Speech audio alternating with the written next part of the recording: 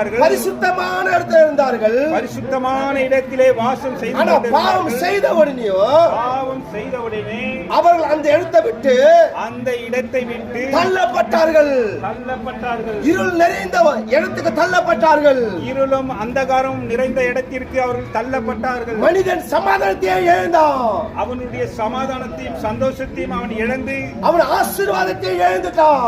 அவனுடைய ஆசீர்வாதங்களையும் இழந்து, அவன் நிமித்தமாக பூமி முழுவதுமே சபிக்கப்பட்டதாக காணப்பட்டது. சபிக்கப்பட்ட பூமியாய் மாறினது. மனிதர்கள் தோன்றினார்கள். மனிதர்கள் முழுவதுமே பாவத்துக்கு அடிமையானார்கள். மனிதர்கள் முழுவதுமாய் பாவத்தில் அடிமையானார்கள். அவன் திரும்பி தேவனிடத்தில் போக வேண்டும். அவன் திரும்பி தேவனிடத்தில் போவதற்கு அவனுக்கு அந்த மனதே வரவில்லை. அவனுக்கு அந்த பாவமானதினாலே அவனுக்கு தேவனிடத்தில் போகக்கூடாதபடிக்கு மனம் மாறவில்லை. அவன் திரும்பவில்லை. அவன் திரும்பவும் இல்லை.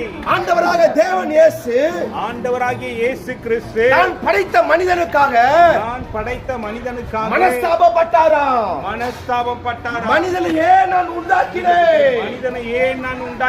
தேவன் தன் வேதனையோடு தெரிவித்தார். தேவன் தன் வேதனையோடு கண்ணீரோடு அவர்